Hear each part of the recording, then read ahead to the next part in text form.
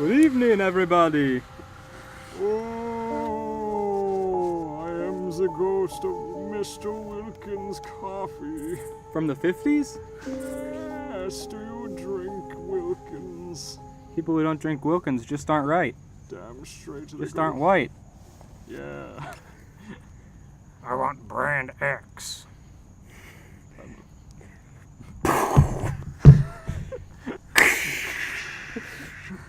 Insert every stock sound effect. For gunshots and Just- boulders and everything. Insert the entire compilation sped up. Oh, Wilkins coffee on Yeah. YouTube. Yeah. Well, It's pretty good. yeah, it's got to burn the paper a little bit. Hi guys, we're currently minding a fire because we're having a nice little bonfire here for our Halloween episode to help set the mood. So every now and then if you hear a little spritz, that's just us doing damage control. There's also bamboo in there so it pops, but we've got a lot of that wet now, so it's not totally going out of control. Yeah, fun fact, if you're in America, if you hear some popping off in the distance, now there's more than one option. It's not just gunshots and or fireworks, it could also be someone burning bamboo in their backyard. Or burning a forest down in their backyard. Or burning guns down in their backyard. As you can see here, we're doing things very particular for this Halloween Spooktacular. Yes. We've got a real life fire going. We're recording out in the campfire. Yeah. Say hi, Steven. Hi, Steven. Thank you. Now I can sync this properly, I think. Yo. Hello. And there's the ghost of Eli. Hello. We actually also live next to a gun range, so it could also be the gun thing. Coincidentally, we live out in the boonies by a gun range. Wow, I didn't even know we were next to one of those. Yeah, it's just down the road. Alright, next. What's that? Had another sawhorse? Another sawhorse. Who is that? Oh my god. Just taking up space. Taking Thank up you. space. That last one actually is working very well. Oh my god. Oh, Did No. you step on the hose? I stepped in the hose which is facing towards the fire. guys, you'll never guess just what happened. The thing spritzed on its own. We heard voices. Elias, what's happening? You're levitating. I'm riding the sawhorse. What sawhorse? That seems very dangerous. And again, you're very close to the fire. The ghost left smoke. What's the worst that could happen? It's Halloween. God. It's the season for danger. Just a pro tip, guys. If you do decide to build a bonfire, make sure it's downwind where you're sitting. It's I feel never like- downwind. It always comes to you. Oh yeah. I feel like we did a pretty good job, honestly. A lot of We smoke's did. going away. Yeah, we did good. But, It was scary at first. It got pretty high. yeah, we got a good, at least illegal feet high. 10 Yeah. feet high or whatever. If you're a cop and you're listening to this, we got it a legal foot high. Got illegal. Illegal. Illegal. Exactly 9 feet and 11 inches legal. Bad things happen to those who make a fire at illegal height. So, for this episode, we decided to do things a little differently. In the spirit of ye old campfire tales, this time we decided to write our own fan fictions so we can share our own spooky horror stories around the fire. Ah, yes. We're What? going to read each other. Oh. Cut me out. Spoiled it. I mean, No, cut me out. It's fine. I won't. Uh, But to keep up the tradition of blindly reading these things, we're going to each be reading each other's stories. So these two boys won't see coming what I have in store. Element of spook. I love writing our own fan fiction because you can do the exact kind that you like the most. Precisely. There's always there's a few tropes we've come across over our initial episodes, and they all make it into my story, the ones that I liked anyways. The smoke is hitting just me. Oh, No, it's. there we go. It's going Okay. away. It's going. It's going. I wonder if this is the first campfire podcast that reads fan fiction. I wonder if we were the first fan fiction podcast, period. I don't see No. any. You know, if we throw our microphone into the fire, we can be the first podcast to end its podcast with a bonfire. I mean, how would you know? It's okay. It'll record the sound of oxygen leaving and then the popping as it burns. We can throw ourselves into the fire and have our ghosts record. We can throw ourselves. We can be the first YouTubers to have our own friggin' burned alive video. Ooh. God no. The Dude, ghost. Draw my life and then continue to draw after your life ends. Draw my afterlife. There we go. Now that's revolutionary. Fellas, the ghost had brought us another sawhorse. Tied to the fire. It comes and it goes and leaves sawhorses in its wake. Comes and it goes. And we didn't even use a Ouija board. Oh yeah, the fire died down again. It's okay, he's on it. Elias is on it. Yeah. What? Ah! Jesus Christ, that scared the shit out. I thought you slipped and just fell head first. God, I made a noise that sounds just like paper falling in the fire. Oh my god. Alright, so then. I don't like these bugs on my monitor. It's Use the off. Use the off. Wet your keyboard with the off. That's a real good idea. That's a good idea. Get a, one of those things, a dryer sheet put on it. I've sprayed the off directly in my face as if that wouldn't have any repercussions. Oh, are you okay?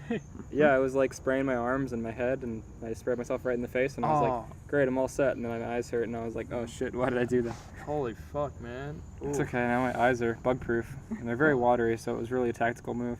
Fair enough, fair enough. Now, before we start reading, I wanted to ask, does anyone have any sort of Halloween true-to-life stories they'd want to tell? Like, how so? Just like something something that crazy that happened to you or something. Or any Halloween memories you remember having. Let's see here. I remember, once upon a time, I was with this group of guys, right? And one of them was dressed as Dr. Batman. And we were going through a neighborhood and whatnot. What is Dr. Batman? He's Batman. He has the Batman mask, but he's wearing scrubs and a stethoscope. And it was cool because he went to our school, too. He was like in class and he was like, I'm Dr. Batman. And our physics teacher was like, oh, what do you know? I hope you're getting to the part I think you are. Oh, I hope you didn't remember something I didn't, because oh goodness. So, I forget what we were doing. We were just fucking around like in a neighborhood, probably trick-or-treating at some point. Do you remember something about Dr. Batman? Well, there were two things that happened. Alright, go ahead. I don't want to say it if you're going to say it. I'd like your second hand. Well, let's see here. Okay, so we were traveling about the neighborhood and whatnot. Closer to the mic, maybe. No, let's see. I'm getting closer, getting a little closer to doing our ASMR spook. Anyway, so we were going about the neighborhood and all that mess, and before long, I forget what. Oh yeah, I stole his fucking stethoscope. Oh shit! Yeah, that's that bamboo. Mm-hmm. Nice. They got air pockets. Yeah, man. Oof. Good. The ghost. The ghoul. So I have to apologize. Every now and then we have to pause to make sure everything's alright with the fire and whatnot. Don't want it spreading. But nonetheless, my story with Dr. Batman was simply that I stole a stethoscope and whatnot, and then he said, you're cruising for a spanking, boy, and then he fucking hit me with something. I forget what it was, though. Was it the teeter-totter? I do remember getting our nuts slapped in the teeter-totter. Okay, you tell that one, because mine's probably, Okay, I've actually got 3 Dr. Batman stories. Is Sweet. this the one with the witch? Yeah, so... Because that's the best part. Oh, that is a good one. I forgot all about that. So we go to this... Hold on, can you elaborate more on what Dr. Batman is? I wore scrubs. You're Dr. Batman? Dr. Batman wore scrubs, and he also wore a Batman mask, and that was it. But anyways, Like a cheap dollar store Batman mask. That was too tight. we went to like the thrift store and we're finding costumes, and I found a pair of scrubs because there's a lot of those at thrift stores. Yeah. And then I also put on a Batman mask. It's really not that much to say. The point is, one of the most elaborate Halloween people in the neighborhood we were going in, which was one of our hosts' grandmother's neighborhood, had like a whole line of people waiting because they had like a whole elaborate setup, and they like to tease everybody that came up to the door. And when we got to the door, they saw that we were old. When we weren't that old, we were like 14 or 15 probably. Yeah, we were 16, 17, because this was junior year. Okay. No, it wasn't junior. Oh, it wasn't a sophomore? I feel like we were 14 or 15. Yeah, it was late sophomore. We weren't that old, but anyways, she was like, hey. We got to there, and she basically just made fun of how old we were and yelled at us a bunch. And then as we were leaving, she yelled, called me an idiot, I remember that much. she yelled, you boys need to get a job. And I yelled back really loud, I have a job. I'm a doctor. You ran really far. And then I ran really far. Dr. Batman knows not to invoke the magical powers. But more importantly, that evening, we went to the door of an old lady, and she was like, "You boys know I'm a cougar." we were like, "Yeah, okay." And then we left. I don't know that you guys remember. I mean, like, I don't know how you remember that, but all I remember was that she said she was a cougar, and we all just kind of stared at her and left. I didn't remember that at all. Oh my god. Me neither. Hell yeah. It was the lady, like, a few doors down. She was wearing, Right. like a leopard robe. Oh, Yeah, that I know kinda what you're cougar. talking about. That's awesome. And it's If funny I had because known. it's hilarious. You probably didn't know what she was talking about. Right. It's hilarious because she was wearing that leopard skin shit. So like you Yeah. don't know if she's saying I'm a cougar as in that's the animal I'm displaying as, or if she's just hitting on us. And I feel like that's what like kind of dumbfounded me about that. But that's funny. And then we stopped trick-or-treating. Yeah, forever. Yep. I'd like to do it like as an adult just to see like what kind of reaction we get. Because personally, I think that'd be really fun. I doubt we'd get like sent away. I think the worst we'd get is, "Aren't you a little old to do this?" I feel like it's mostly the, like, actually old people that were saying that. Yeah. I feel like a lot of the younger people have a good spirit about it. Very true. Very What if true. you do a costume so it looks like you're two kids on top of each other? They'd probably We're say. two adults in it. They'd probably say, No, "Well, it's just Steven, Oh. but he's like dressed up like he's two kids on top of each other. right, I can." You guys can like put one leg between my knees and whatnot. And we can just wear an overcoat so the two heads are like poking out as we walk and whatnot. Who's that BoJack character that's, like, dressed as an adult? Arthur or something like that. Mr. Adult Man? Mr. Adult Man, yeah. Whatever his name was. He plays the entire series pretending to be an adult and, like, dating a girl that's in BoJack's perimeter, and he's like, "Listen, stop bringing him on dates. He's a kid." And he's like, "I don't know what you're talking about." And it goes on for, like, several seasons. Very good joke. Yeah, he has a friggin' ID drawn in crayon and everything. It's so good. Now it's a Benchwarmers joke. Yeah, man. I love Benchwarmers. Serious. It's my favorite Halloween movie. Welcome to Benchwarmers Cast. Okay, that's enough dilly-dallying. All right. So, who We wants? We don't really have any experiences to, well, I guess that was the experience, the Halloween story. Do you guys have any other Halloween stories?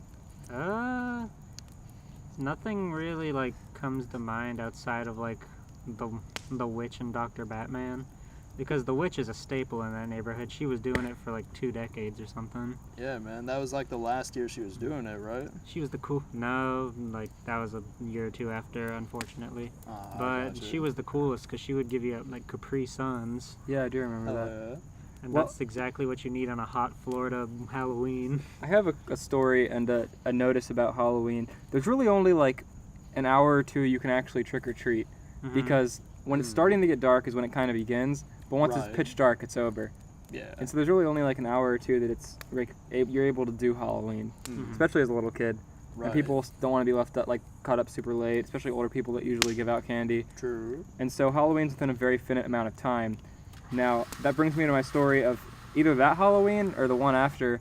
I was with Cole and Ashley, 2 people that no longer exist within our lives, but are people that we used to know in high school. Right.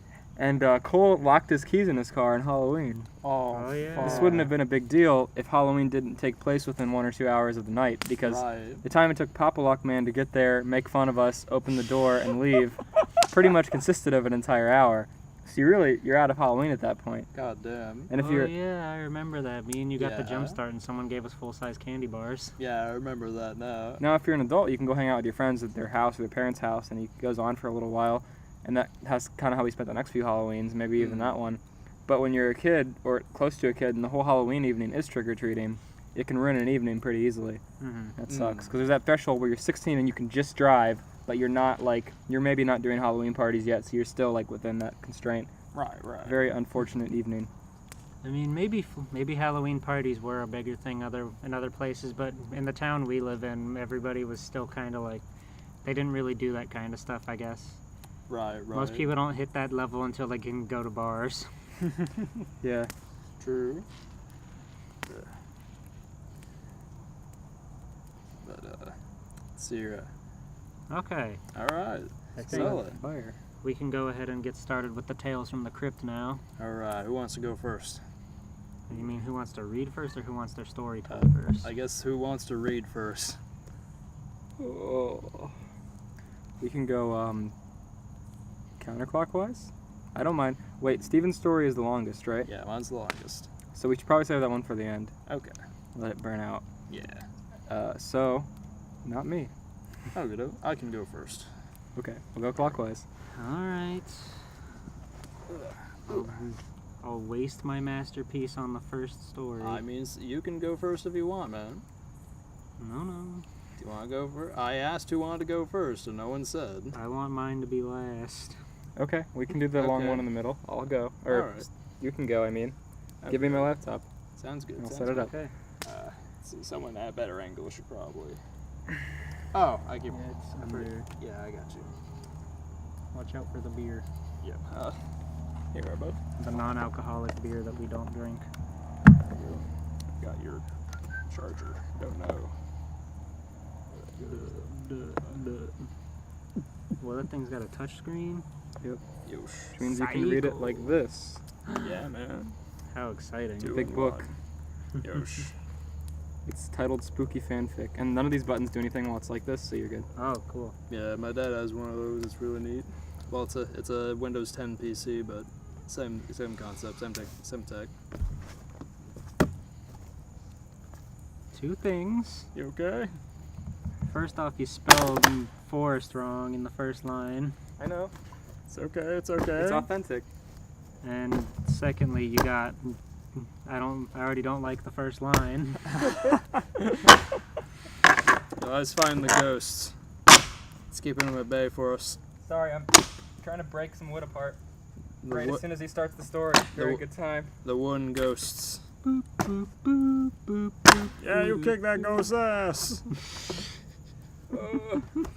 Hit him with the axe kick. Okay. Damn, and away goes his head. It worked actually. Turn nearly headless Nick into almost headless Alright, Nick. restart. I got some fire on the fire. Alright. All right. With that said, we can get on with the show that you've all paid good money to be here for. On the Patreon, we don't have.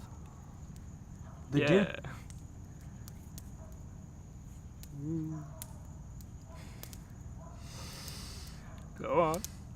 The dim glow of an orange sunset fell over the dense forest of Konoha. It was the last week of October, and the leaves were starting to yellow and brown, while the autumn breeze blew many trees bare. I'm gonna throw a fit. With the season in full force, the whole village knew that in another week, Aruka Sensei's famous Halloween party would take place. His famous Halloween party. Okay. Famous Halloween party. Why Aruka? One of my favorite tropes is picking a semi-important character and making them the focal point of a story. Because he's the cool with the kids? Yeah. It'll come into play later. Alright, good. Now, don't be deceived. Aruka Sensei was not a scary man. In fact, he was pretty nice most of the time. But next week, he would need to be the scariest man in all of Konoha. Konoha? Yeah. Konoha was already a village hidden in the leaves, which is pretty scary. So as you can imagine, it would be tough to spook these villagers. Aruka Sensei had been scarier and scarier the last 10 or so years in a row, but with each successful spook, he had more to live up to. It started out innocent enough. He would threaten to give his students low ninja test scores throughout the month of October and bail on his check at Ichiraku Ramen. That's not scary, that's illegal. It's scary for the business owner. He's gonna fail all these kids. And really, who else does he interact with in the story? He'd hold a house party at his dirty apartment and sometimes he'd spike his fruit punch with ninja alcohol. Oh my god. Soon, however, his tricks became more legendary. Wait, would the alcohol be called fireball jutsu? Is like the fireball whiskey? Maybe. I'm sure there's lots of ninja puns. Oh my god. The funny thing is his only friends are kids, so they're probably kids that are at the party. Which is why it's dangerous and scary. Soon, however, His tricks became more legendary and his parties more grand. As all of the students left class that week, they slammed the door and said, "Wow, I can't wait to see what Iruka-sensei has in store for us this year," over and over again. In order as they walked out the door, Iruka-sensei asked them to stop, but they continued to do so anyway. It made Iruka-sensei frown. Waking up on the eve of the day after Halloween, the sweaty... So it's Halloween. Okay, it's Halloween time. On the eve of the day after Halloween. I hate that.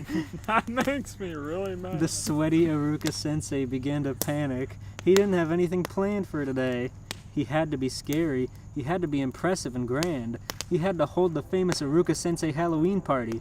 Iruka-sensei screamed, "Oh, please, won't someone help me throw a famous Iruka-sensei Halloween party?" He threw his hands down. "This is pointless," he said to himself. It was up to him to pull this one off. He felt around on the floor and began to blow up some old balloons he still had deflated on the floor from last year's party. After a few balloons, he was out of breath and exhausted.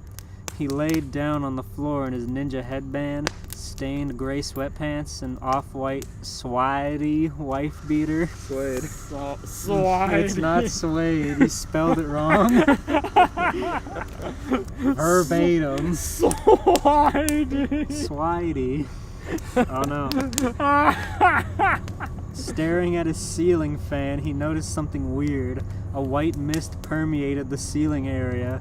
As he squinted his eyes, 3 ghosts floated through the fan and into his room. I already forgot these are crossovers. I swear to God, Elias, if these are who I think they are. First is a skinny and tall ghost with a long nose. Elias, I swear to God, if that's stinky! Be quiet, we're in the great outdoors. Then a very round, obese-looking ghost. Finally, a stout ghost with green, ghostly stink lines. The ghost stared at Iruka-sensei, and Iruka-sensei stared back. In a sarcastic tone, the stout one said, "Man, this guy really stinks, and they call me Stinky." Why are they dead? What? Why are they dead? They're the uncles, they died. I don't know. Oh, The characters from Casper. I thought this was Hey Arnold. No. Hey Arnold Ghost. That would have entered a whole other world That of would've me been like a- screaming. I swear to I God. want to rewrite my story. I thought it was dead Hey Arnold. Like Stinky and whatever the Harold. Harold. Because I was thinking it was them, but then I saw his name was Stinky. No, it's the uncle. And you screamed, so I what else knew could what I it think? was. I didn't think it was gonna be that, but then it. I'm already crying, and it's only halfway through the first story. Oh my God. Alright. In a more sarcastic tone, the tall one said, "Wow, this guy is lanky, and they call me Stretch." Finally, in the most sarcastic tone of all, the fat one said, "Look at all this food on the ground. There's an empty box of Twinkies, a bunch of burger Raptors, at least 10 empty beer cans, a few ramen cups, 6 or 7 movie theater candy boxes, 24 or so empty Pepsi cans, a bunch of greasy paper plates, a pile of used plastic forks on the floor near the TV, some greasy napkins stuffing an empty Little Caesars pizza Why box." is he listing every single fucking thing he sees? Stephen, please. He's just getting progressively hungrier with each thing. 4 more empty Little Caesars pizza boxes, 2 sticky-looking 64-ounce plastic Big Gulps, 3 large generic brand ice cream containers with 3 spoons sticking out of them, mostly untouched but mostly melted, several rotting pumpkins, poorly carved into the shape of his own face, a ceramic bowl of individually wrapped mystery dum-dum Is pop, this the rest of the some damn of which story? may have been opened and put back, by what appears to be a preference of flavor. Why would he even buy those if he cared what flavor? Who are you demons? Aruka Sensei suddenly yelled. Now you interrupt him! He just went in on whoever had the food on the ground, and now you're fucking mad? It keeps me wondering what else he has in that apartment. I like the ones that are carved like his face because it sounds like they're from last year. Rotting pumpkin on his ground. Lanky sneered. We're here to help you with your scare problem. Aruka retorted. I don't have a scare problem. I'm the scariest ninja in the village, and today is my big party. Stinky blasted ass right on Aruka's head and made him cry. Fuck you! Oh, Alright, God. that was pretty good, Aruka started to say, but Stretch poked him in the eyes and Lanky kicked him in the gut with his Lanky kicked him in the gut with his ghost tail. Aruka doubled over. Lanky's... Why are you calling him Lanky? Steven, please. I'm not okay. Lanky CGI morphed into a buff version of Aruka Sensei. We're here to help, he said. Aruka asked him to stop. Aruka asked him to stop, but he got even more buff. The next day, Aruka Sensei was hiding in a bush outside of the school with the ghostly trio trademarked. Stinko said. Stinko said. Alright, Aruka, when the bell rings and the kids run out of school, I want you to throw a ninja stink bomb in the crowd. Aruka said, okay. The bell rang, and as the doors opened a few seconds later, the first kids emerged from the building. Aruka threw a bomb as hard as he could, and it hit one of the smaller kids square in the jaw.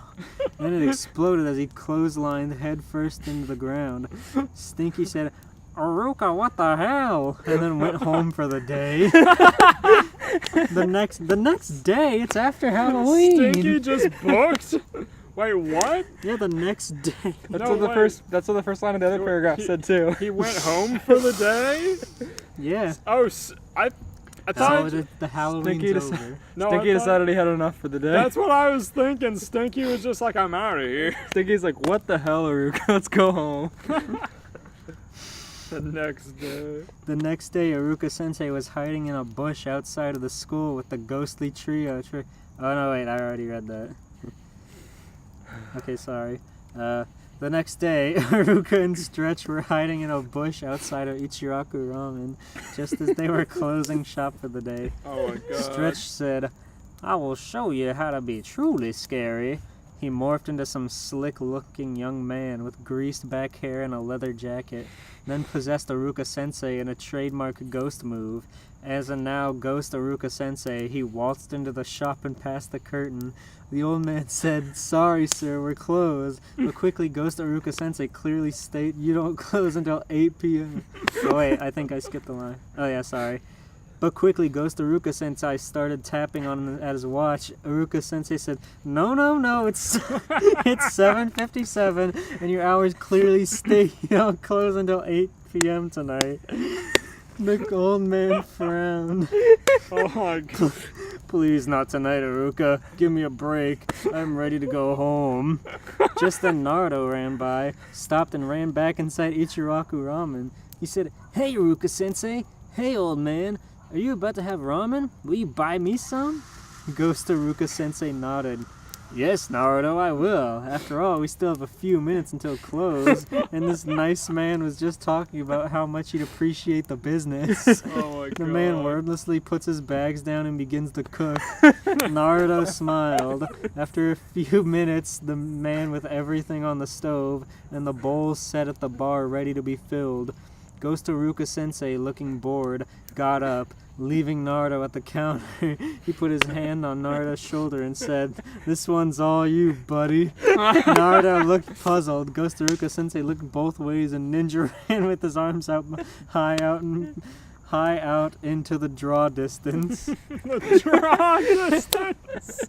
The next day, Aruka Sensei sat up in bed, looking for the third day upon his ghostly cohorts. They didn't have eyelids, they just stared at him while he slept, with their arms crossed on the far side of the room. It made him sad. Today was the third day, so he could only assume it was Fatso's turn to make him scary. He got up and walked over to Fatso. "Hey Fatso, what are we gonna do today?" Fatso's head turned slightly as he looked at Aruka. "You're gonna clean up all that food on the floor and feed it to me." Aruka looked very upset. "Are you gonna?" "No, I am not going to help, Aruka. You need to do this yourself." Aruka finished cleaning his room after a couple of days of picking at it, until eventually committing and finishing up. Is Halloween here yet? My God! Halloween's long gone. And until eventually committing and finishing it. The ghosts floated in. "What's next?" Aruka said. Then suddenly they all pulled off their faces. They were masks! It was Aruka's parents who just wanted him to clean his room all along. "Good job, Aruka," they all said at the same time. Oh, he has 3 parents? Yeah, stepdad. Stepdad stinky. They all said at the same time. The end. Hooray! Oh my God. Alright, a spook rating. I would give that 3 bowls of blueberry. Oh my God, that is... Because there were 3 diabolical monsters that saved us from having a bad time. Oh God, I'd give that... I'd give that... a bunch of pumpkin-shaped peeps roasting on an open fire. That's pretty sweet. Oh my God. Thank you. Write your own story, Elias. I would give that 3 ghostly thumbs up. And they're all Aruka's parents. And they're all from one person. Hell yeah. Yeah, I don't know which way you like to read, sideways. I'm gonna or- throw some more wood in the fire. Oh, okay. Uh, Well, that was pretty fucking Fatso just listing off every goddamn... pulling a Randy Newman out of his ass and just talking about what he sees. that's not fair. You know that kind of big smoke humor is Steven's weakness. You know exactly.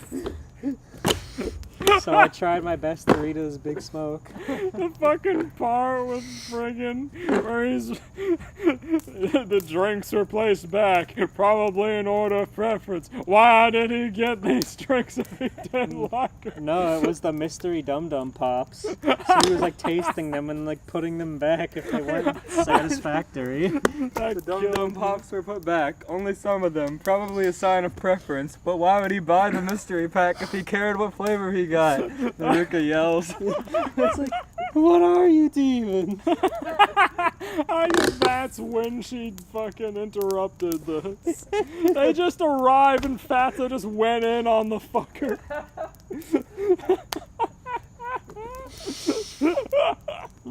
You're right, that does get me pretty bad. Oh god.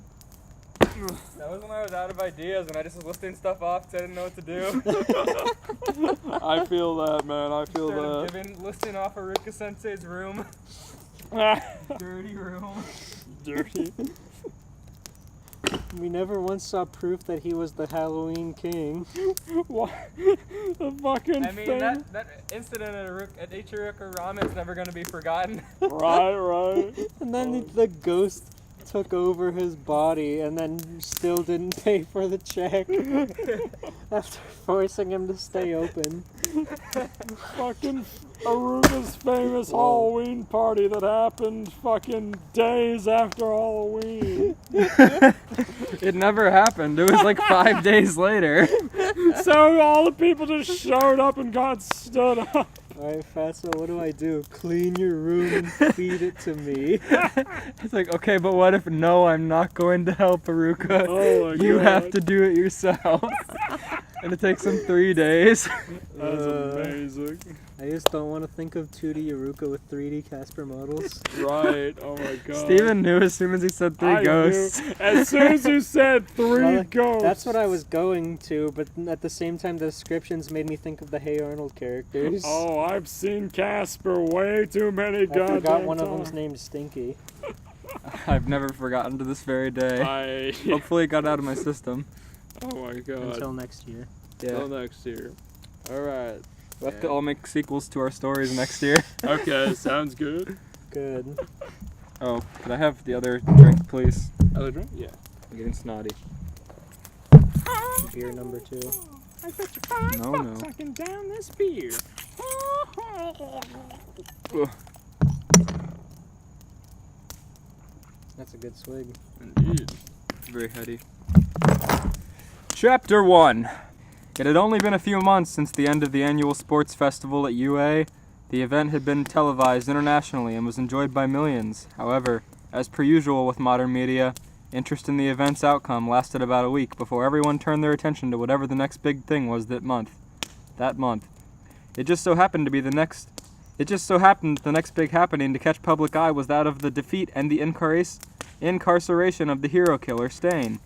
Everyone could finally sigh a breath of relief as one of the public's biggest foes had been done in at the hands of Midoriya, Ida, and Todoroki of Class 1A. They don't know that. Everyone, of course, except for one man. Oh no.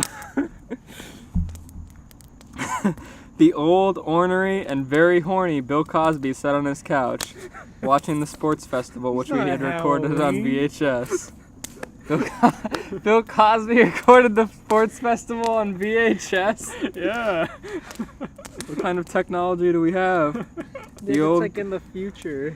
The old codger nibbled away at his seasonal Halloween Pop-Tart, ticking in the fight between Bakugo and Uraraka.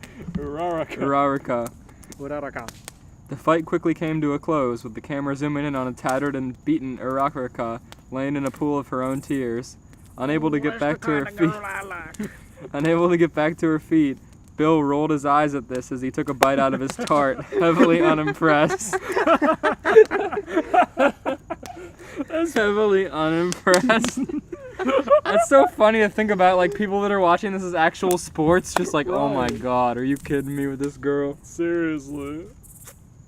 Does she even trying? And Bill would be the exact person. I could do better than her, and I don't even have a quirk. Oh, you don't My know that. quirk is being quirky. You see, Theo. Oh my god, You gotta wait. do the voice. You see, Theo, this is why the women shouldn't be allowed to be heroes. Their idea of self-defense, this is throwing some rocks and then laying down and crying like a god-goo-catchoo baby. A goo-goo-catchoo baby. Bill instructed the person who wasn't there. You should have told me to practice the Bill Cosby impression. I didn't want to give away the crossover, I'm sorry. How is this Halloween?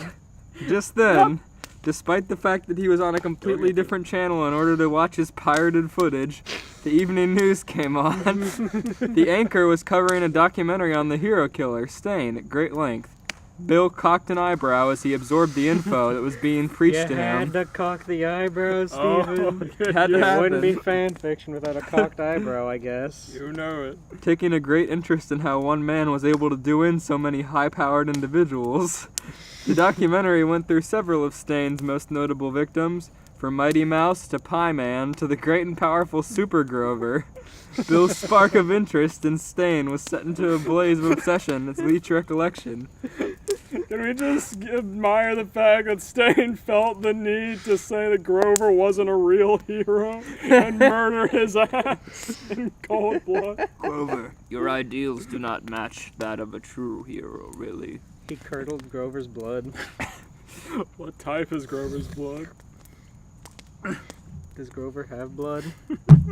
He wouldn't even like He was drip just easy to because kill. his fur's matted. Yeah, you're right. He probably just hit him in one blow. True. Bill had become a full-fledged fan of Stain. I like Pie Man. Yeah. Bill had become a full-fledged fan of Stain.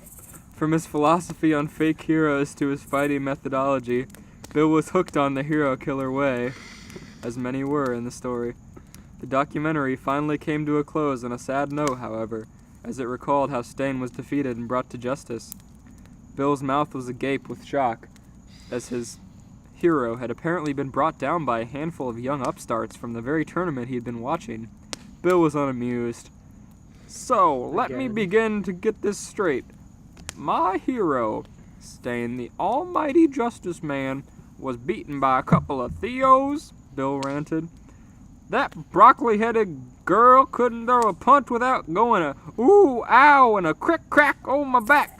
As he spoke Cosby thrusted his chest upward in such a way that he slipped slipped all but 3 of his thoracic vertebrae. Bill fell to the ground, You gotta dropping his repeat the last. sentence. That's so many discs slipped. Cosby thrusted his chest upward in such a way that he slipped all but 3 of his thoracic vertebrae. Bill fell to the ground, dropping his last Pop-Tart in physical agony. Oh my god. Ooh, Theo! Rudy! Bill Cosby lay motionless in a hospital bed, stewing in his embarrassment after having been heavily injured. Thankfully, in a world of health-oriented heroes, it wasn't long after his arrival at the hospital that Bill's spine was fully healed. However, it had come at a price. The doctor came in and handed Cosby a document, which turned out to be an x-ray of his back. "Mr. Cosby," he started, "you came very close to death today. I hope you know that. If it weren't for..." Jeez, another horse on the fire. Oof. If it weren't for the young lad in the ski mask who was helping you clear out your garage, the world might have lost you. What? He is being robbed. At least the robber helped.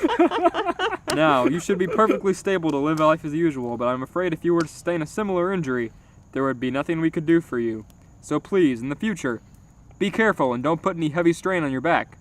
The doctor tapped the x-ray that he had given Bill, which showed his spine to be in a noticeably irregular pattern. Consider your crooked backbone as a warning from now on. Soon after, the doctor left Cosby to get some rest. However, recuperation was the last thing on Bill's mind. Bill could only think of the students in Class 1A, and how it was due to their involvement with the defeat of Stain that he had sustained such an injury. "You damned Theos and Rudies," Bill said weakly.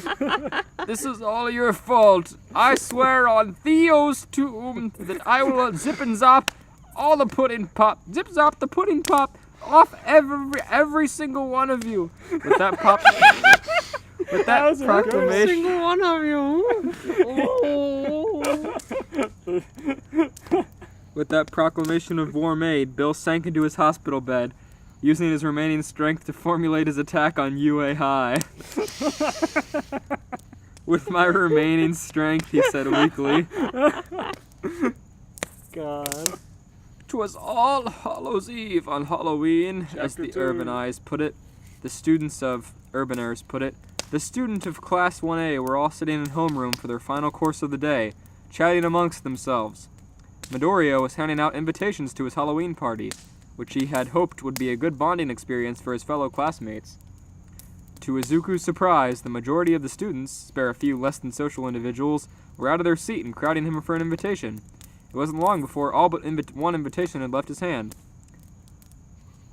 "Woo! Party hardy tonight!" shouted Kaminari, holding up his invite.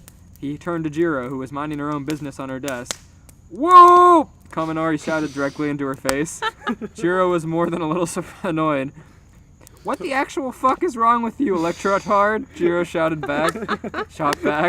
Jesus. "That's just a taste of my rad and retro Ric Flair costume. 'Cause you know, I'm Denki Kaminari, the stylin', profilin', public transit riding, kissing, stealing, wheeling, dealing son of a gun," Kaminari shouted, all the while doing a small jig and slowly exiting the classroom like a damn snake.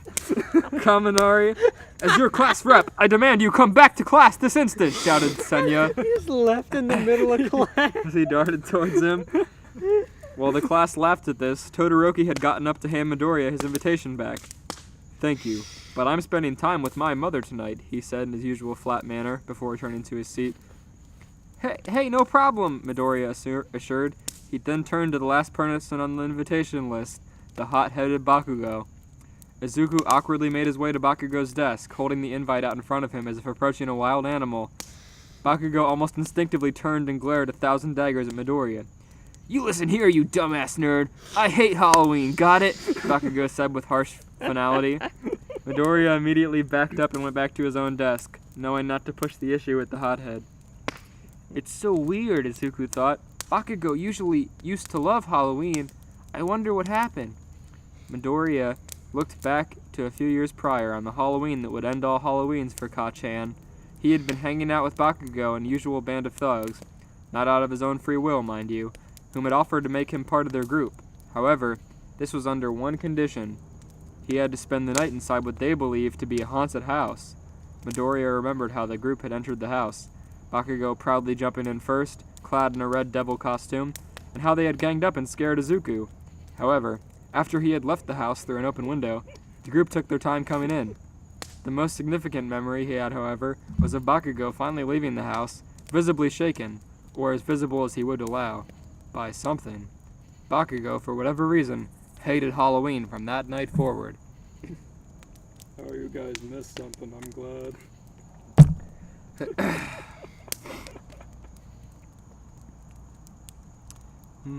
Oh, Bakugo jumped in his red devil outfit. Yeah, nice scary godmother reference. Fuck off. That's cursed. Yeah. He would be the character. He has the same hair as Jimmy. Jimmy jumps on top of the gravestone and goes, Shine! Later that night, Izuku was helping his mother prepare for their party. His mom baked and made neat spook-themed foods like dirt cups, candied apples, mummy pigs in a blanket, and those Ritz crackers with pretzel stick spiders that Midoriya hated. Meanwhile, Midoriya was decorating and situating tables, which decked out in his Silver Age All Might costume. And they're like Wall decked little out in his Silver Age. apartment. Yeah. Don't worry, it catches up. Midoriya decked out in his Silver Age costume.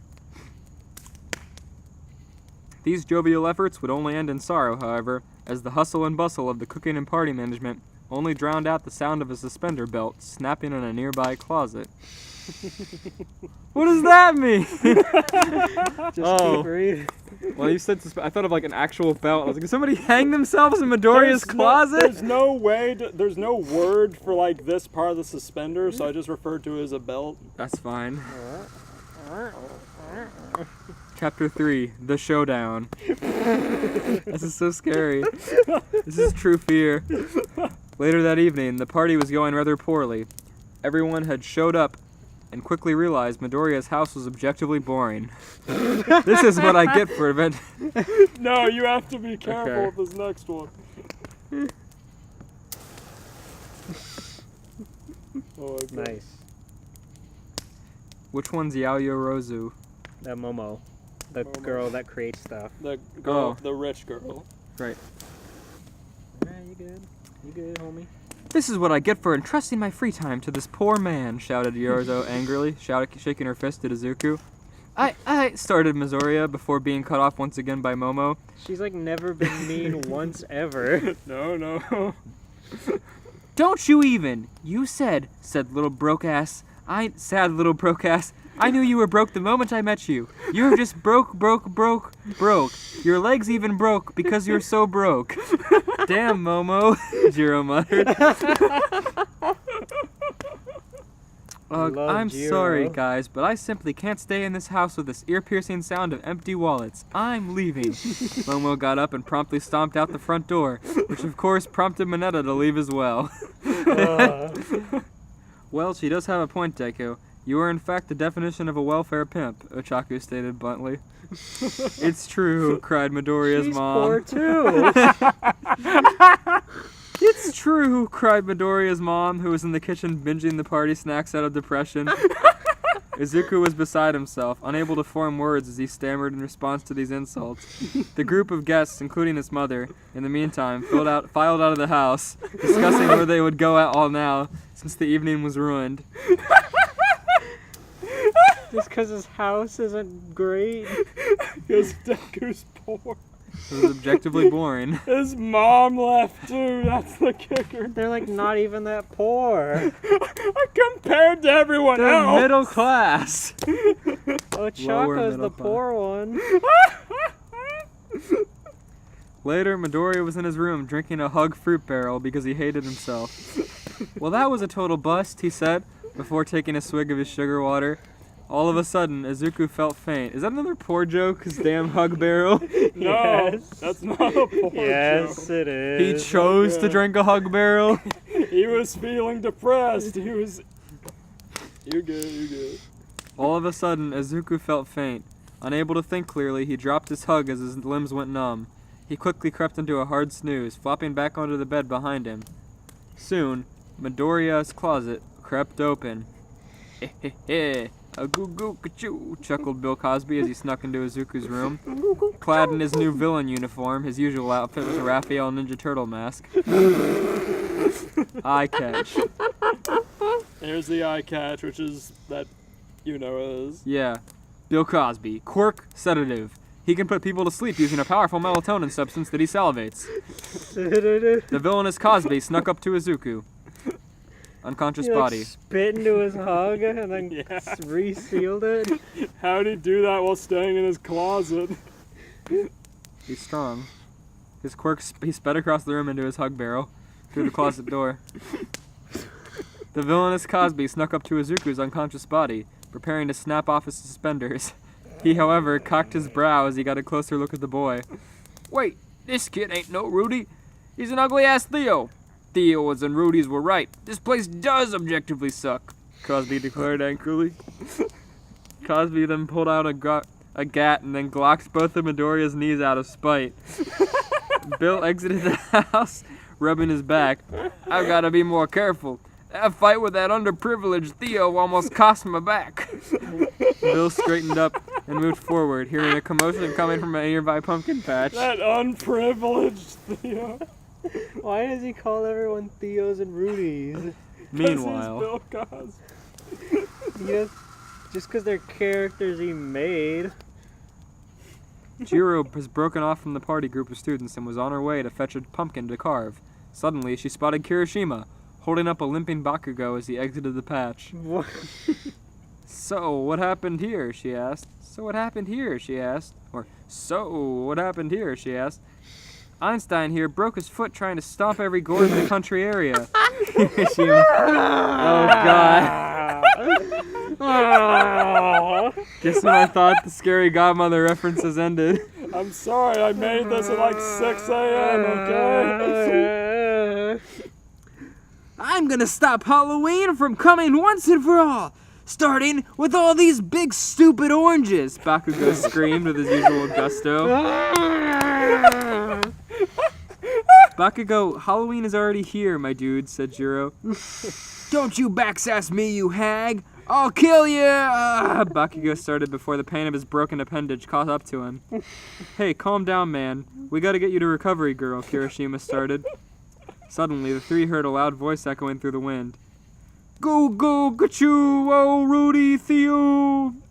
Guys, what was that? Jiro said, shaken by the voice. I don't know, man, but it kind of gave me the creeps, Kirishima said, disturbed as well. Sounds like a black guy, said Bakugo bluntly. Now he's okay! Go. All of a sudden, Kirishima hit the ground, a bullet hole in his knee. Oh, what the fuck? He screamed. Kirishima! Jiro shouted. Ooh, I got you now, Rudies! Shouted the voice, revealing itself to belong to Bill Cosby. Cosby fell out of a nearby tree, landing flat in his face. Slipping 2 more discs. Oh, you're gonna pay for this, Theos? When I was a kid, I used to play stickball, he yelled angrily. Is that supposed to be a threat? That's just old man yammering. Is that Bill Cosby? Jiro observed. She nonetheless prepared to inject her ear jacks into the subwoofers on her boots. However, before she could do so, Cosby had grabbed both of her earlobes and held them in front of his mouth. Hey! Hey! Hey! The villain yelled. Come on, Elias, you know what he was doing. Hey! Hey! Hey! The villain yelled into the jacks. The pressure from his scream enveloped everyone with unease. Jiro's ears began to bleed profusely as she fell to the ground, unable to handle the volume of the Cosby cry. Holy crap, he's too powerful, Kirishima thought, going over escape options. Jiro and himself were down for the count, and Bakugo had used up too much of the strength pumpkin smashing to use his quirk. Things looked bleak, no viable way to escape that Kirishima could come up with. He turned to Bakugo. Any ideas, man? Bakugo just smirked. I told you. Kirishima rolled his eyes before turning his attention back to Cosby, who was now slowly approaching the three with his trusty gat. I told you, Theos, I'd get you, and now that I've got you right where I want He you. never told them. Bill pointed his gun at the three, slowly turning his head so the pistol was pointed sideways at them. He told himself aggressively. Yeah. We're gonna play a pock pock. The group braced themselves to be shot down. We're gonna play a block. The group braced themselves to be Wearing shot a down. stupid Raphael mask. But just then, a blur went by the villain in front of them, his gun sent flying from his hand. The blur swept up Jiro and the other two students, proceeding to place them within the confines of the pumpkin patch gate. So that was a close one. Yeah. The three watched in awe as the object stopped in front of the Cosby. Official! Echoed the blur, now visibly a tall black man. He donned a thick beard with a large gray stripe down the center. His hero uniform consisted of a black tee and jean shorts. I'm gonna punch you. Oh no! Wait, I know that guy. It's the foodie hero, Dame Drops, Kirishima said excitedly. Are No, you kids he out? doesn't. Yo, you gotta be. You really have to be careful. Oh my god. Fuck. Are you kids okay in the dokey? Dame said.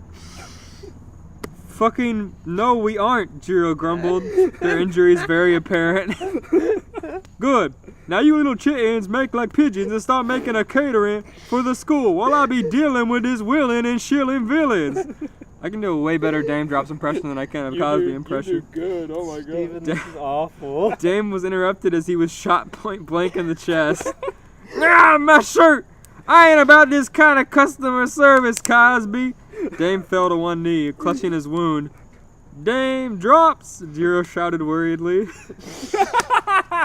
Worriedly. Don't worry about me, children. I'm fixing to put holes in this piece of coal, Dame assured. Dame then dug his hand into the ground, pulling up a handful of soil. To the student's surprise, he proceeded to shovel the dirt into his mouth. What the heck? Jiro said, grossed out. It's his quirk, Kirishima said. It's called petty power. His strength and speed increase dramatically when he gives a poor review of whatever he eats. You did write this at 6 a.m. I can tell. I don't think you overgrown Theo, a pow pow, wow. Cosby's efforts to stop Dame were thwarted as he realized his gun was gone. Dame chewed the dirt in his maw and soon began to speak. SFX, you say run. Now, I won't lie to you there, Earth. I ain't too keen on the sheen of that bean you now be serving. I mean, look at this texture game, though. Dame spat out the dirt into his hand and showed it to Cosby, who grimaced so hard that he had to take a step back. Now I know you're trying, Earth. I know, but come on, Earth. Just 'cause you're spinning and keeping everybody alive and all day don't mean y'all gotta serve something this damn dirty, yo. Dame used his index finger to poke through the dirt in his palm. Cosby slowly felt the pettiness of the review weigh down on him. I mean, damn, is this dirt dirty? What, you be serving your food fresh off the floor, Earth? It sure as hell bell tastes like it came off of hell's bells if you get what I'm putting down, Dame continued. Bill Cosby was now slowly bending backwards as if the review were a strong wind blowing him over. Now I know that if I gotta holler at the Yo for their food, they ain't even gonna holler back. So get that mess out of my face. Dame threw the soil on the ground and worked his hands clean. I'm giving this a mean 6, y'all. I mean, it's the Earth, so what do you expect? Could be better. Maybe it's just my Earth, or maybe it's the norm, but a 6 is what this boy's getting, y'all, Dame concluded. With this, the pressure from Dame's review was too much. Bill finally bent backward, breaking his back once again, and becoming incapable once and for all. Incapacitated once and for all. SFX, All Might's theme. The 3 students cheered for Dame's Drops, who pointed behind him at the trio. Now it's your turn for another official food review, he touted proudly.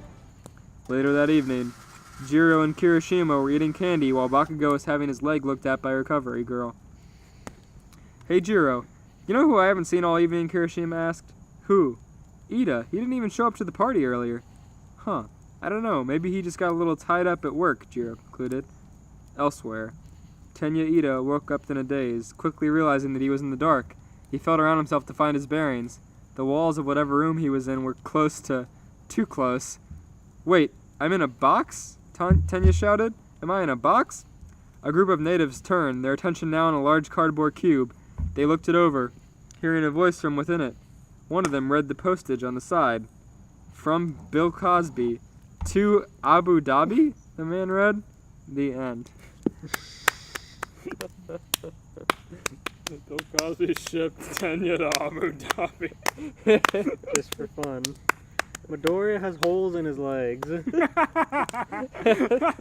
Bill Cosby spat in his hug from across the room. James Drops beat Bill Cosby without touching him. Just like pressured him into the ground, like gravity is getting heavier the more he hammers on. Like, you know when Stain is like making that speech before he gets arrested and like all the waves are going past people and it's like the pressure of his speech. That's what I was going for with his fucking review. Well, I'm glad Bill Cosby was stopped. Dame Drops is all powerful, his quirk. That was really unexpected and good. Thank you. I'm glad I was saved by a voice I could actually do. I'll give that a super official review of 6 handfuls of dirt. I'm gonna give that a super official review of 4 out of 5 knee shot. Super official! Kirishima didn't see it fucking coming. We don't even watch Dame Drops. Why are we doing this? We watched like a few. I had to watch a handful to get a hold on his phonics because he has a pattern to the way he talks. We aren't like closeted Dame Drops super fans or anything. Yeah, not yet, not yet. Give Food Dip some reviews. He deserves it. It's true, that man can eat. Not much Top tier else. food reviewer. Oh, God. goodness. Here you Thank you. Do you want to throw another log on before we start reading the last? I mean, these are doing their thing. Yeah, Oh my goodness. the sawhorses are great. Yeah.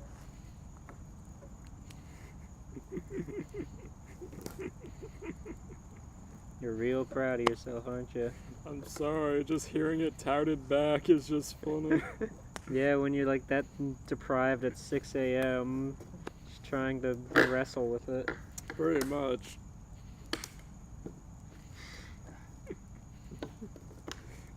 I wanted the thing of Tenya getting shipped to friggin' Abu Dhabi to be a funnier thing, but I was just trying to get through it at that point, so I made a footnote. No, it's a good little like cliffhanger. Okay. Oh yeah, for next year. Can I just throw the whole thing on? Sure. I feel like it's too much. I feel like this will last us for another story. Okay. I feel like this will last another story. Okay, doke. Throw it on. The whole thing? The hole's big enough. Okay. Now that Alright. we've made a good ways into the pile, Need help? and it's once again a hole. True, true. Yeah, there we go. There it is. Hell yeah. Even landed upside down. Cool. Very Heck yeah. cool. Okay. This has Alright. been very fun, I gotta say. Yeah, these stories have been good. I wish I was better with Japanese names. I feel the same way, man. Oof. I'm considering starting a YouTube soon where I talk about manga. I've been reading manga like every single night, probably like a few 20, 30 chapters for like 9 years. So I've just read like everything. And I would love to talk about it. But despite that, I just cannot remember Japanese names. I'm really bad with them. I was doing my best to keep up with the voices, so when I was at a voice I didn't really know super well, I just kind of went neutral. But I mean, that's fair. Like, that generally happens to most of these stories anyway, Yeah. until we figure out who they are. Oh yeah. Like, I just made Fatso Big Smoke because I thought it was funny. He I don't know does. what Fatso sound like. He does actually sound like that. Oh, good. I couldn't tell that you were making him Big Smoke. That's how it is. yeah, me either. He does sound like a fat black guy. You're very right. From San Andreas. Alright, Steven, would you care to do the honors? Ah, yes. I do want to preface that I may have gone a little overboard with mine as well. It's okay. I think we're past that barrier at this point. All right. The serene sounds of a forced roadway are interrupted by the purr of an engine. A large bus heads down an old road, rocking left and right over divots and bumps left from the lack of care to this part of the globe. After a few short minutes, the bus rolls into a parking lot connecting to a campground on the edge of a lake. The doors fly open and a parade of teens comes pouring out, cascading with varying levels of excitement. Among them is a blond boy simply teething with energy. "This is so cool! I've been looking forward to this trip all year," he shouts, stammering around in his excitement. A brunette quickly follows him. She is also visibly excited to be here. "I know," she replies. "Ever since I heard this place is a manga club, I've been dying to come and share my ideas with others who feel This the same cabin way in the about woods is them." a manga club? It's part of the I amenities. swear to God. Oh no. Ever since I read this place is a manga club, I've been dying to come and share my ideas with others who feel the same way about the medium as I do. It's not just a manga club, it's part of it. Yeah. Okay. The two high-five each other, sharing their optimism to be at this campground, while a redhead exits the bus with an angry demeanor about her. "I can't believe how many people they crammed on that bus," she grumbles. "And have any of you ever heard of a shower?" The blonde boy overhears us and scoffs. "Get used to it, honey. We're out in the great outdoors. Our hygiene takes a back seat while we get down and really get to know each other." "Liam!" the brunette shouts. "That's totally disgusting. I'm so glad I don't have to share a cabin with you." The boy, now appointed as Liam, scratches the back of his head. "Ah, come on, it's not so bad. A man's musk is something that should be measured on these trips." As he is yammering on a rogue soccer ball near the group, lands near the roof.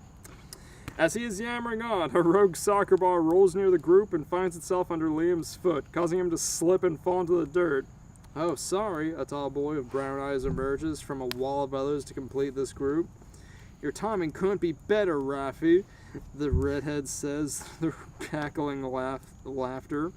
Liam picks himself up off the ground, covered in all kinds of grime and stains. "Looks like you and the soccer club are really hitting it off, huh, Rafi?"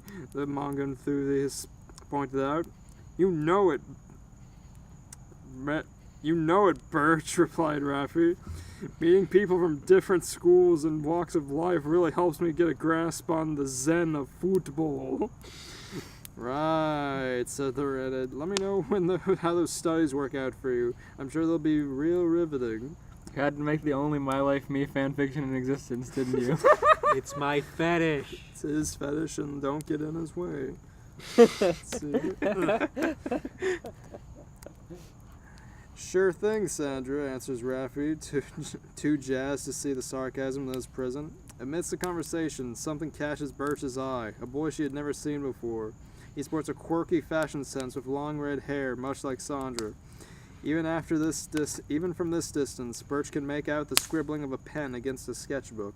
He seems to be a dream she didn't realize she ever wanted. The boy looks up to see he is being watched and simply smiles and waves to the brunette. Is this the self-insert? Keep reading. Birch blushes. This retreat may truly be the best experience of her life. "I'm already mad. This gang splits off to unpack, as fate would What's have to be it. mad about?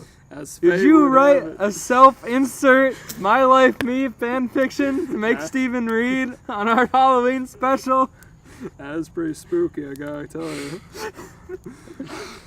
The gang splits off to unpack. As fate would have it, Birch and Sandra share one cabin, while Liam and Rafi have been grouped in another. While Birch is very neat and particular about her unpacking, Sandra simply throws a ruffle bag against the wall and jumps face first into the bed. "Why wasn't you decide to come here anyway, Sandra?" asked Birch. "Camping doesn't quite seem like your thing." Sandra flipped over on the bed. I just thought it'd be something different to do. Get out of town for once and see something new. I'm not planning on having a heart-to-heart with you if that's what you're asking. Birch blushed a bit and shook her head. "Oh, no, that's not it. I Get was closer just to the mic if you're curious." going to talk more quiet. Sorry about that. Here. No, that's not it. I was just curious is all. Sandra rolls again to her side. "Wake me up when they start serving grub." Before Birch even has a chance to reply, she is overwhelmed by snoring. A few hours pass as the sun slowly made its way to the horizon. Dusk was upon the camp and dinner was waiting for all of the campers.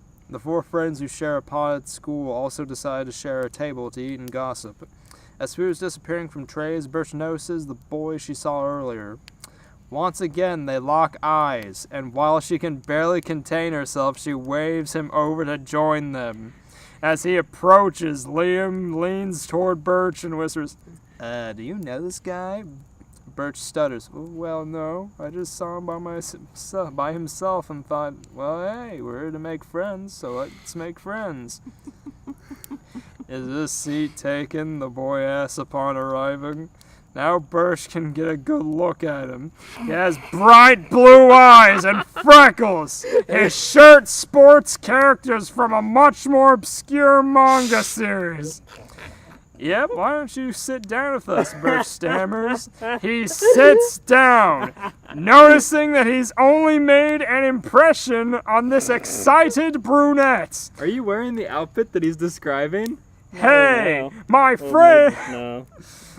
Hey, my friends call me G, he explains as he reaches a hand across the table to wrap it. I thought he was going to punch the shit out I of mean, him. you are technically wearing the outfit, or an outfit that would be described. Listen. Alright, It's sorry. art.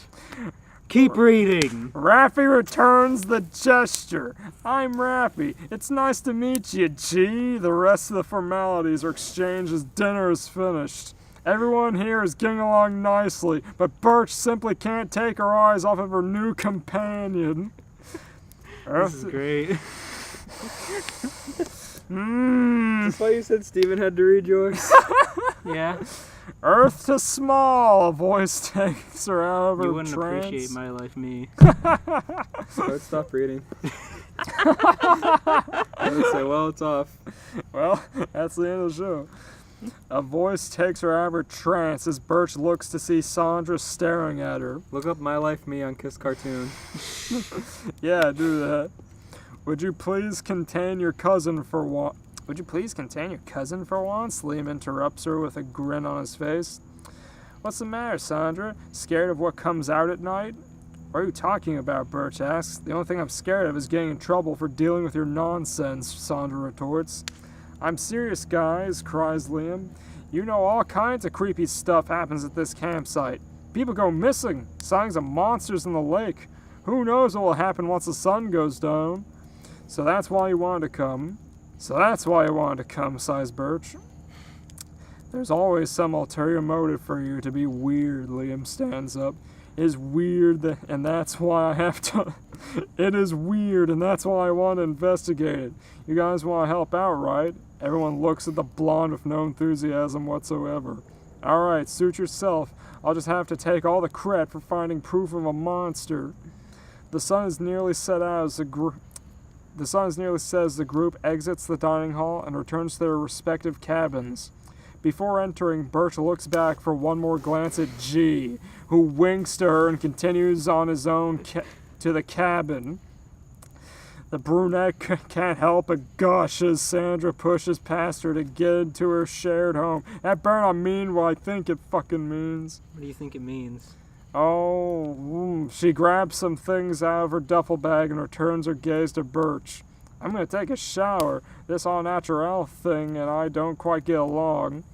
With that, she is off, Birch waving her hands nervously. She quickly leaps to a desk and starts scribbling art of her and G surrounded in hearts. Only a few moments have gone by and the sun has finally set. Steven, why do you seem so condescending reading this? I'm mad. Why are you mad? It's you and this damn story. It's What do you mean? That's G. You're right. A knock at the door snaps Birch out of the trance she had gotten herself in. She stumbles to the door and opens it. Did you forget something, son? Birch stops in her tracks. This redhead on the outside of the door was not the one she expected. G is standing in the doorway with a towel around his shoulders. I was about to take a dip in the lake. You want to join? The brunette acts as if she just took a shock to the system. She stammers, trying to get a grip on herself. She shakes her head and tries to control her blush. I'd love to. G gives a thumbs up. Awesome. Meet me down by the dock in 5 minutes. Sure thing, Birch replies. G wanders off towards Damn, the 5 lake. minutes? You better run fast. Gotta change and get there. Tap your watch. Well, it's been 5 minutes. I guess she's not coming. I guess I'm going home. Damn. Birch quickly begins to rummage through her belongings for a bathing suit. This is so crazy, she thought to herself. I can't believe how quickly things are going. Birch looks in a mirror at herself, wearing a towel around her shoulders and a two-piece purple and black bikini. She let out a nervous sigh, shook her head, and gave herself a confident look in the mirror. With that, she left the cabin on the way to the lake. How is this a manga club? They haven't done it yet. Okay, I sorry. haven't died yet. It's like a campground thing. Yeah. And there's like all these different like factions of fun. Yeah, it's like an Like art camp. embroidery club, soccer club, Okay. Yeah. Sort of like an art camp. yeah. Just like that. Yeah. Oh, so when you said I heard there would be a manga club here, Right, that means that there's going to be like one of those activities. Yes. Yeah, Okay. that's a faction. I got it. Well, look at you, George said, surprised. What? G said, surprised. That sounds right. Isn't this Isn't this a lovely surprise? Birch blushes intensely. Thank you, she manages to let out. She waves toward him and begins to run towards the water, jumping in and making a splash. The brunette lays her towel gently on the dock and follows suit. They both emerge from the water, a lot closer than Birch expected. She let out a quick yelp before containing herself. Forgetting that she is in water, she starts to go under. She just gets in and starts going under. No. She comes up, she sees that she's closer than him than she expected, and she's like, oh! Oh, okay, I thought she just got in and started drowning. Well, she is Canadian, they don't know how to swim. G quickly grabs her and holds her shoulders above the water. You okay? G asks. Yeah, sorry, I'm just not used to this kind of thing. Birch looks more nervous than before. Hey, don't worry so much, replied G. You got Oi. nothing to worry about. Just take things at your own pace. Birch's eyes are locked onto G's. She can't seem to think about anything going on other than what is in front of her.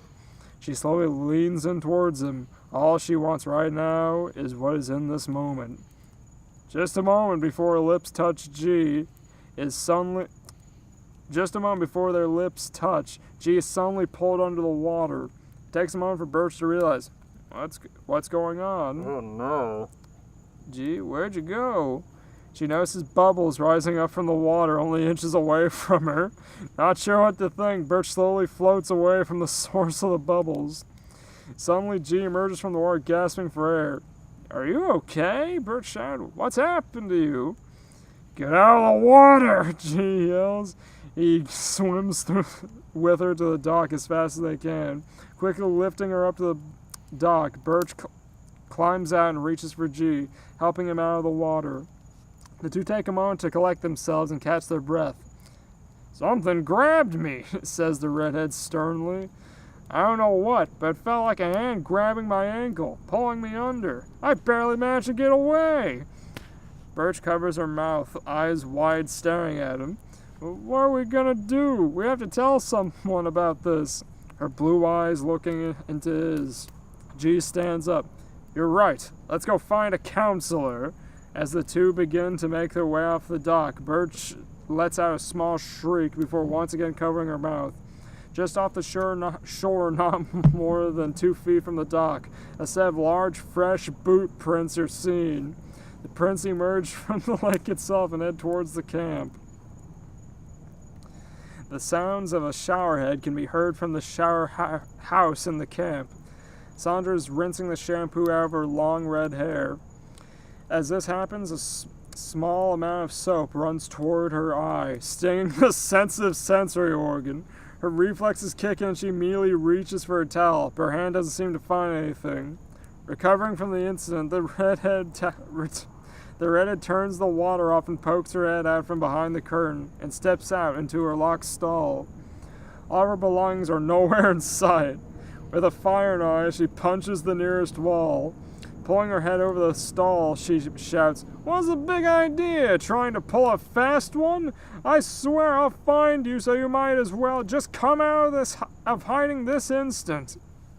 There is no reply. Her words simply echo throughout the shower house. She sits back down on this bench inside the stall, trying to think of what to do in her current situation. There's a knock on the door from outside the shower house. "Is everything all right in there? I heard screaming." Sandra recognized the voice. "Raffy?" she called. "Is that you?" The voice replied, "Sandra? Yeah, it's me. What's going on in there?" She was about to call Raffy inside, but It's me. I stole your towel. I saw you naked. I'm coming back.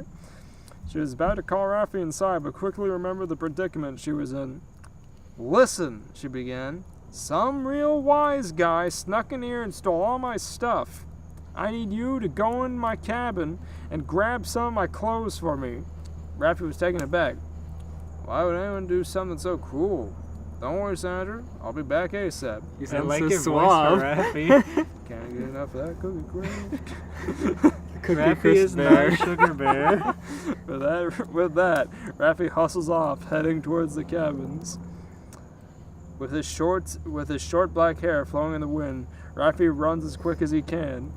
Nearly out of breath, he makes it to the cabin and knocks on the door. After waiting a minute, he slowly opens the door and peeks his head in. "Birch, you in there?" he asks. No one is around to answer him. He creeps into the room, trying to get in and out of the girl's room as quick as he can. He unzips the duffel bag on the floor and begins to collect items. A shirt, basketball shorts, a towel, and plain underwear. Raffy tries to quickly brush the thought of holding a girl's underpants and begins to make his way back. A large hand places itself on the boy's shoulder. Looking up, Raffy realizes this isn't any camper he's seen, nor a counselor for that matter. The man is soaking wet, wearing a one-piece janitor suit and an old stained hockey mask.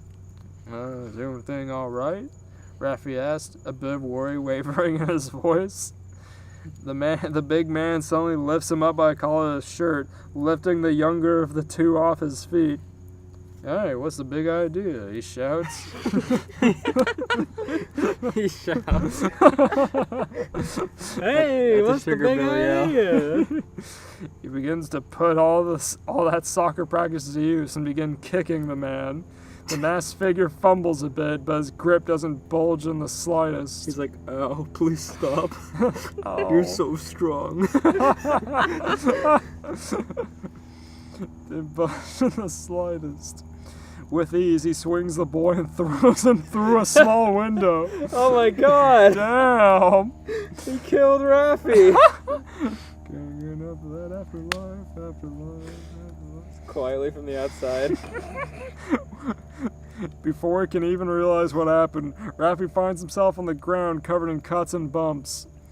Catching his breath, he begins to scramble to his feet, but is cut off by a large boot landing flat on his calf. The young man tries his best to free himself, screaming for help all the while. He looks up to see a sharp, jagged blade raised high above the gargantuan man's head. Before he can even think, the blade comes careening down. Birch and G are heading towards the camp, looking for any sign of the counselors. Usually you would expect to see one of two of them roaming around after dark to make sure campers are staying safe. The two decide to go to Birch's cabin to grab her cell phone. Arriving at the desired location, the young couple are in shock. Broken glass and streaks of blood are surrounded Birch's cabin.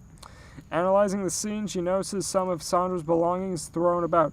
"Oh no, oh no, oh no, oh no, oh no," Birch mumbles to herself. G places his hand on her shoulders. "Let's get your phone and go somewhere safe," he says. But this is Sandra's stuff. What if she's out there somewhere? What if she's hurt and needs help?" Okay, she replies. "Let's call the police, then we'll go looking." I like your voice for G. Totally calm. He is quite cool. He is. Right when you need him in a pinch. I'm warming up to him. Me too. Okay, Birch lets out, hugging her partner. Huddling up to keep... her partner. Hugging her partner. Yeah, they're working together. Yeah, partner in crime. Alright. Huddling up to keep herself warm, Sandra sits on the bench waiting for Raffi to return. The redhead is stewing with anger, thinking about what she is going to do to whoever it was that decided to play a prank on her. Snapping out of her train of thought, she heard the door to the shower house squeak open and close. Solemn footsteps are making their way toward the stalls. After checking the showers one by one, Sandra can make out a large pair of muddy work boots in front of her stall, as well as a few droplets of crimson liquid coming from something this monolith was holding in his right hand. Jason stole her towel. He began to push against the locked door. Sandra did all she could to keep the sliced peeper voice under control. After a few short attempts, the pushing had subsided, and the man stepped away from the door. Just when she was going to breathe a sigh of relief, the resonating sound of a boot smashing into the door knocked one of the door hinges loose from its spot on the wall. Sandra let out a shriek she could simply not contain. The mess kept smashing into the door, trying his best to make his way through as Sandra climbed under the bench and began to make her way out from under the stalls. While crawling, she heard the door swing open and what sounded like photos being taken. What? What? The mountain of a man ceased his reckless attack on the wall to turn and see a blond boy staring him down with a camera in his shaky hands. No way, Liam said out loud. I knew it. There was some crazy monster here. I knew it all along. Dazed by the thought of success, he kept taking pictures as Sandra crawled out from under the stall. Quickly, she got on her feet and grabbed Liam by the wrist, pulling him out of the shower house along with her. So if there was no monster, he would have just been taking nudes of Sandra. That's pretty good. What a scoop. I mean, he's just looking for a monster is all. She is monstrous. He heard Oh my the God. banging on the wall. Someone's Special banging in Detective here. Someone's banging. He is hyperactive enough to go try and see what's going on. That's true, it's true. I can imagine him with his fox ears and fox tail as he opens up the damn door. There's a And motorcon sees like an foxtail. 8-foot tall Jason kicking out of the stall. He's like, whoa, I'm dead. I'm fucked up. Liam doesn't feel fear. Wow, I'm You're right, fucked. it's not in this character. You're right. So quickly she got on her feet and grabbed Liam by the wrist, pulling him out of the shower house along with her. What do you think you're doing? She yelled while running. For your information, I was getting evidence, the blonde retorted. With this camera roll, we can make a killing on the stories people will write about this place. Sandra stopped in her tracks and grabbed the boy by the shoulders. What is your problem? She shouted. That man was trying to kill me! And you're over here gloating about some photo op you just took. Get a grip, Liam. This is not the time for any of your stupid games. Poor Liam. Just going in. Liam was shocked. He didn't know how to reply. The severity of the situation had not set in until this point. The boy's face quickly turned to that of horror. Sandra! Liam! A voice shouted.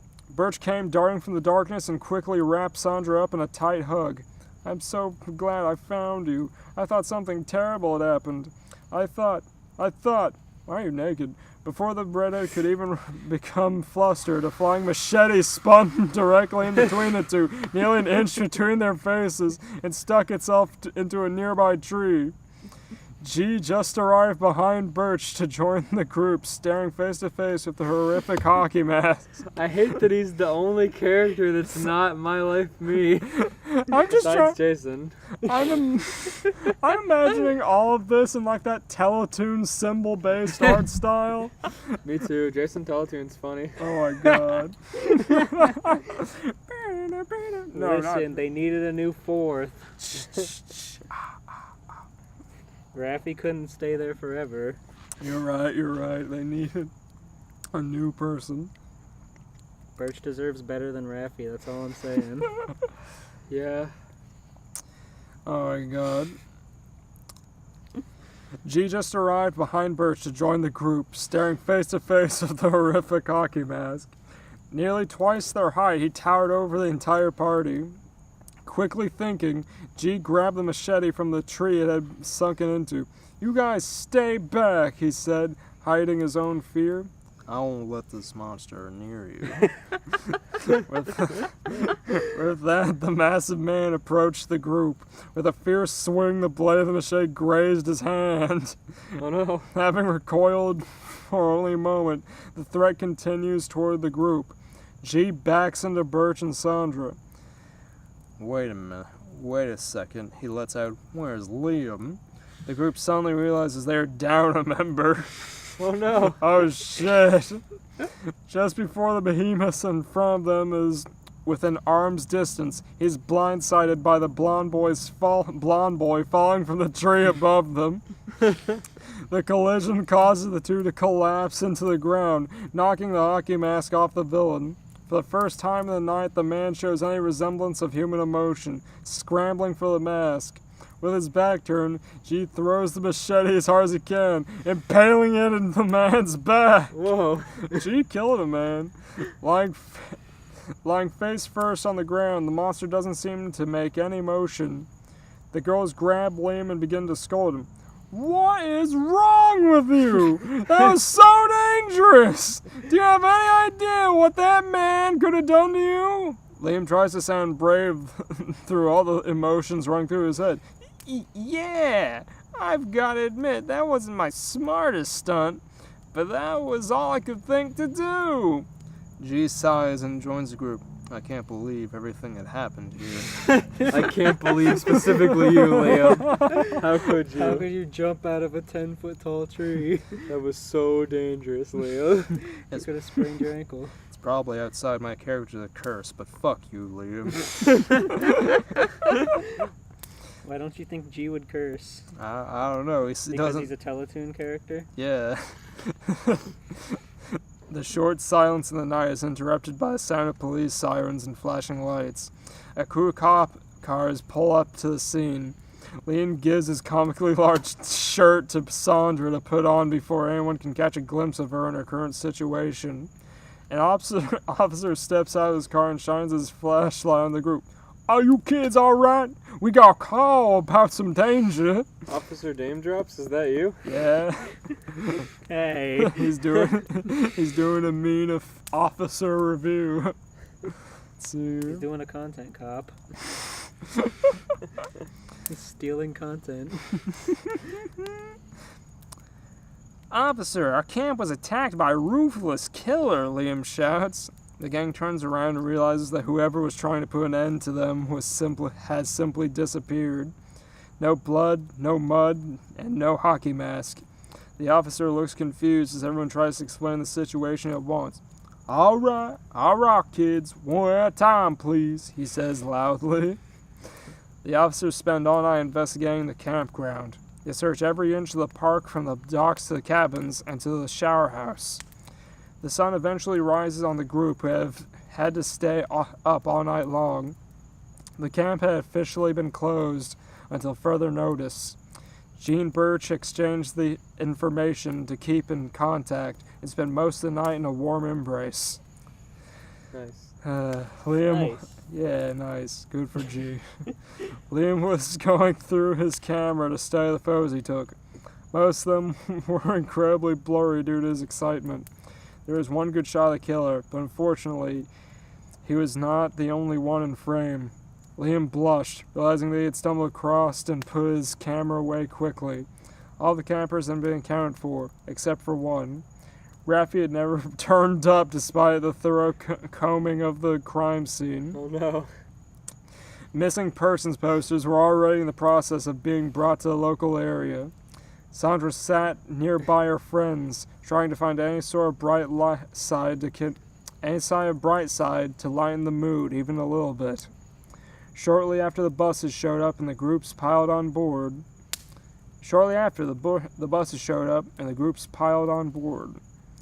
The large bus heads down an old road, rocking left and right over divots and bumps left from the lack of care to this part of the globe.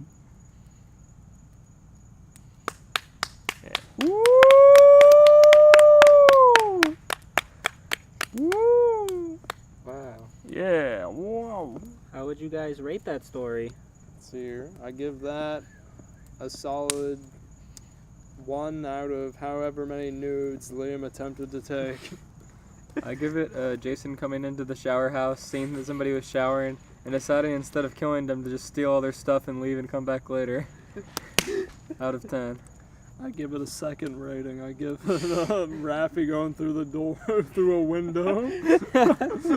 I give it a 2nd rating. The sound bite that he makes when going through the window. That's pretty good. We had a good variety here. Thank you. Yeah, man. Oof. When the challenge was to write fan fiction, I wanted to write the most like stereotypical, like nonsensical, here's a new character kind of fan fiction. Right. Yeah, that's right. like episode 1. Mm-hmm. Yeah.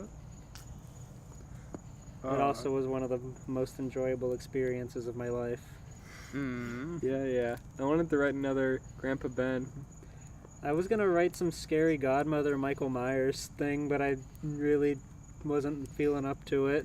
I was halfway through mine, and I was like, oh, I gotta get through this fast. But then the idea of Bakugo in the Red Devil suit popped into my head. And I was like, you know, if I just took the script and I swapped characters, that would actually be pretty okay. But then I said, nah. You guys were both very good. Wasn't bad. Oof. This was a fun writing exercise. I agree. I want to do this again. Maybe for Christmas. Maybe for Christmas carols. We should make Or Thanksgiving. We should make this a holiday thing. Yeah, maybe. Let's do Thanksgiving. I'm down. Like no one does. That's like Thanksgiving. 2 episodes away, though. A Yeah. little too soon. Fair enough. Also, I don't know what Thanksgiving stories you could write about. I could probably write one. Yeah, you could. Maybe you shouldn't. I could write one and not tell you that I made it. And were you, listener at home, were you scared? Write in the comments below how scared you were. Maybe we could read listener fan fictions for Christmas. Ooh, true. Like gifts. Get gifts. The hardest part for the listeners would be getting their story to come up in proper text on fanfiction.net. It loves to jumble your format, just not allow you to post or delete all of your spaces. Apparently. It's very true. I chose to keep mine in Word in a PDF file. Yeah, I also tried to do that, and then I submitted one to fanfiction.net, but it came up as just like a jumble of HTML, and I have no idea why, because I submitted it in the proper format, so. I don't know, mine seemed fine. Yeah, yours seem fine. Mine seemed par for the course for fanfiction.net. The premier fanfiction website. I wonder if there will ever be one that replaces it. I don't think so. I don't think this kind of thing's gonna like carry on to that level where like YouTube has like Twitch and other competitors like that. Right. I can't really see like another website that needs to like cater to this thing. Fair enough. Plus, every like art sharing website like DeviantArt has like stories and journals you can write too. Yeah. Liz, it looked like you were fixing to say something. I feel like I interrupted. Fanfiction is serviceable, and they've made some updates, so like everything works.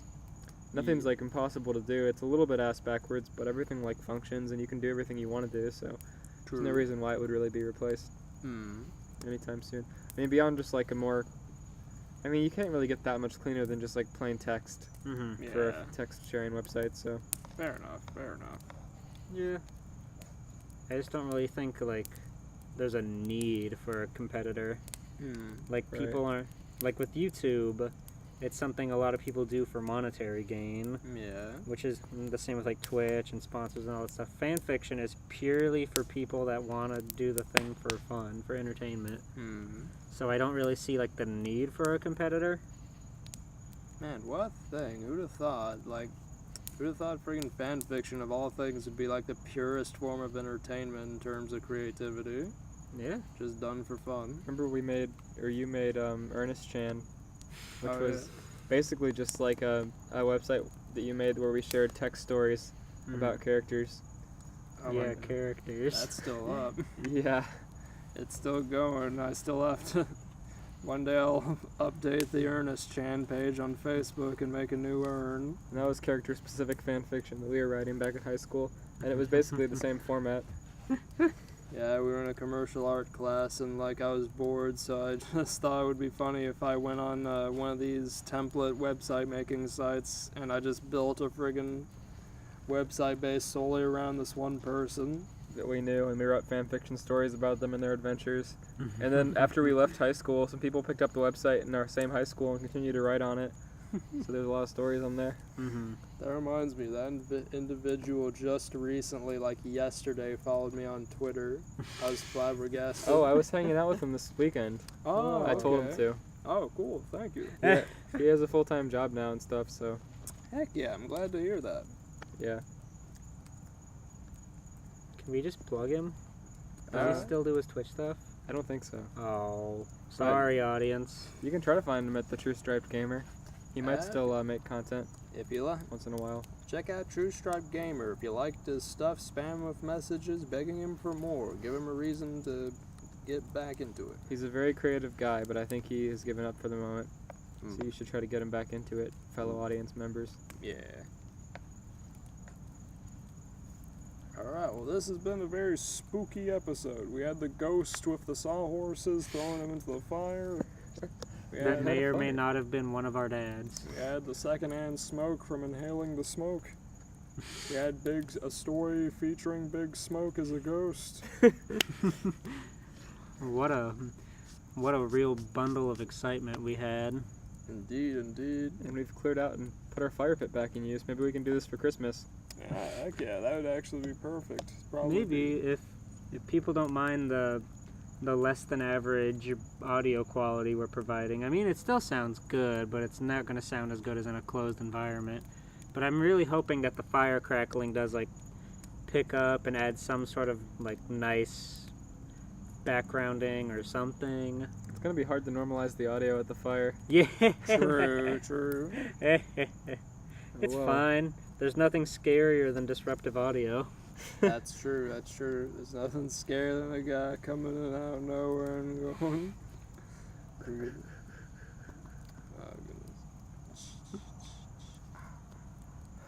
Alright, have a happy Halloween, everybody. Thanks for tuning in. Have a happy Halloween and the goosebumps and the what you got there? Oh, I'm gonna kill you now. Stay safe, eat an appropriate amount of candy, and if you're dressing up as something sexy, send it to me in my DMs at swelltimegpool on twitter.com. Also send it to me too at Bluebreed on Twitter, and then I'll rate you publicly. You just post someone's photo they sent you online, say like 2 stars. That's just me. No stars. Why did you send this to me? I'm still going to post it on my Twitter. That's the kicker, is that they send it through me through a DM. So I just post it publicly. I don't want your photos. Keep them to yourself. Actually, if they're funny, I want those ones. Yeah. Last year I was white-faced Papa John. I covered my face in flour and dressed up as Papa John. I made a uniform. And then he said the N-word this year, and I was like, now that costume has bad meaning. Why do you have to do that? Nah, he said the N-word. If you want a good laugh, go to the website that Papa John made. It's not papajohns.com. Yeah. Or he's trying to get his website back. Papa John's fucking split from the company Papa John's, and now he's trying to get back in or something. He's got a right? Papa John's website that is not papajohns.com. It's just like him as Papa John. It's really funny. Can I order a pizza on that one? He'd have to make it hand for you. You could say, He I'll give better- you 1 vote if you make me a pizza. I'll tell you what, if he makes it by himself and fucking walks to our house with a pizza, I'll gladly throw $1 his way. Navigates the Florida woods to bring you 1 pizza. Why does he have to walk? Because, I don't know. He's He not- probably lives in like Milwaukee. I don't know. It's part of the challenge. I know we've like false ended the podcast like 3 times, but I do want to say real quick, you, the fans, You're important to us. We love to hear your feedback. So if you have any sort of comment, critique, you want to talk about stuff, you want to give us recommendations of things you want us to read about, if you want to recommend guests to get on the podcast, we're not very big, but we can try. Yeah. Or if you know a guest and or celebrity and or are a guest and or celebrity and would like to come on our show, we would love to have you. Hell yeah. I wanted to do a spooky ending to the show, but I never really came up with a good thing to do. Let's see here. Steven, go in the fire pit. All Alright, insert sounds of Steven burning in fire. Jeez, ouch. Insert Fucking sounds hell. of Bill Cosby spitting on him. Now just double those layers and we're good.